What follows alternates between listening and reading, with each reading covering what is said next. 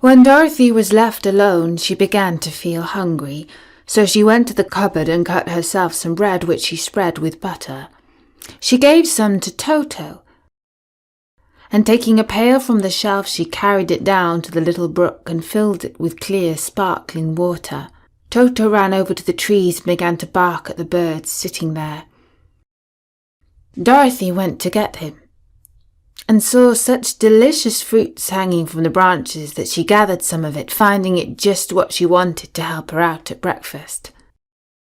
Then she went back to the house, and having helped herself and Toto to a good drink of the cool, clear water, she set about making her way to the Emerald City. Dorothy had only one other dress, but that happened to be clean and was hanging on a peg beside her bed. It was gingham with checks of white and blue, and although the blue was somewhat faded with many washings, it was still a pretty frock. The girl washed herself carefully, dressed herself in the clean gingham, and tied her pink sunbonnet on her head. She took a little basket and filled it with bread from the cupboard, laying a white cloth over the top.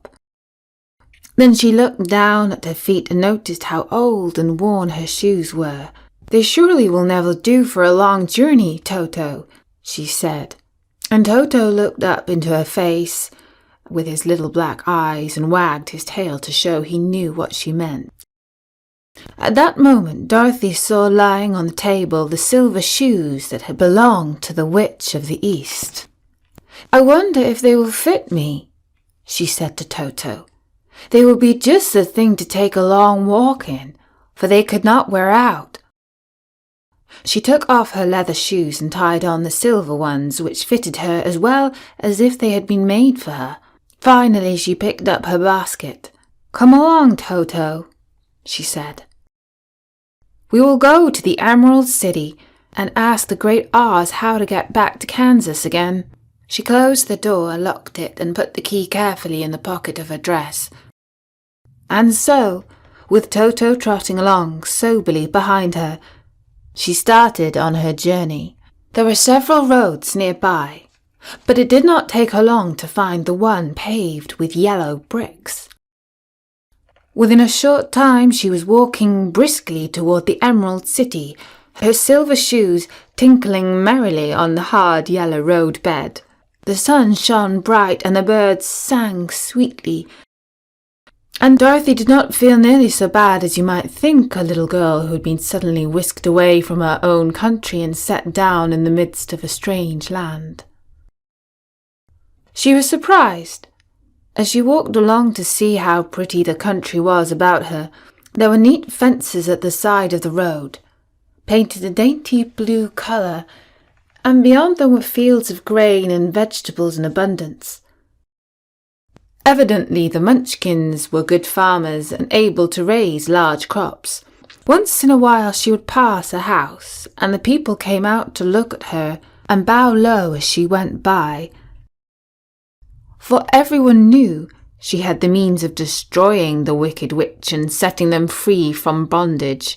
The house of the Munchkins were odd-looking dwellings, for each was round with a big dome for a roof. All were painted blue, for in this country of the East blue was the favourite colour. Toward evening, when Dorothy was tired with her long walk and began to wonder where she should pass the night, she came to a house rather larger than the rest. On the green lawn before it many men and women were dancing. 5 little fiddlers played as loudly as possible, and the people were laughing and singing, while a big table nearby was loaded with delicious fruits and nuts, pieces of cake, and many other good things to eat.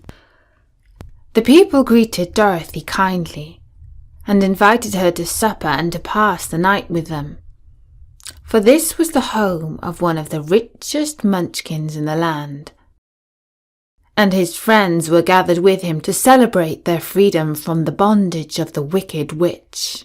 Dorothy ate a hearty supper and was waited upon by the rich Munchkin himself, whose name was Bock. Then she sat upon the settee and watched the people dance. When Bock saw her silver shoes, he said, "You must be a great sorceress." "Why?" asked the girl. "Because you wear silver shoes and have killed the wicked witch. Besides, you have white in your frock, and only witches and sorcerers wear white." "My dress is blue and white checked," said Dorothy, smoothing out the wrinkles in it. "Blue is the color of the Munchkins and white is the witch color. So we know that you are a friendly witch." Dorothy did not know what to say to this, for all the people seemed to think her a witch, and she knew very well she was only an ordinary little girl who had come by the chance of a cyclone into a strange land. When she had tired of the dancing, Bock led her into the house, where he gave her a room with a pretty bed in it. The sheets were made of blue cloth, and Dorothy slept soundly in them till morning, with Toto curled up on the blue rug beside her. She ate a hearty breakfast, and watched a wee Munchkin baby who played with Toto and pulled his tail and crowed and laughed in a way that greatly amused Dorothy. Toto was a fine curiosity to the people, for they had never seen a dog before. "How far is it to the Emerald City?" the girl asked. "I do not know," answered Bock gravely, "for I have never been there.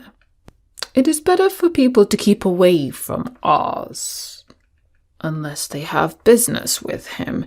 But it is a long way to the Emerald City, and it will take you many days. The country here is rich and pleasant, but you must pass through rough and dangerous places before you reach the end of your journey." This worried Dorothy a little, but she knew that only the great Oz could help her get back to Kansas again, so she bravely resolved not to turn back. "I cannot tell," she returned. "If Oz will not give you any brains, you will be no worse off than you are now." "That's true," said the Scarecrow. "You see," he continued confidently, "I don't mind my legs and arms and body being stuffed because I cannot get hurt. If anyone treads on my toes or sticks a pin into me, it doesn't matter, for I can't feel it. But I do not want people to call me a fool, and if my head stays stuffed with straw instead of with brains, as yours is, how am I ever going to know anything?" "I understand how you must feel," said the little girl, who was truly sorry for him. "If you'll come with me, I'll ask Oz to do all he can for you." "No," answered the Scarecrow. "It's a lighted match." Thank you for watching this video. Please like, share and subscribe to the channel to see the latest videos. Thank you.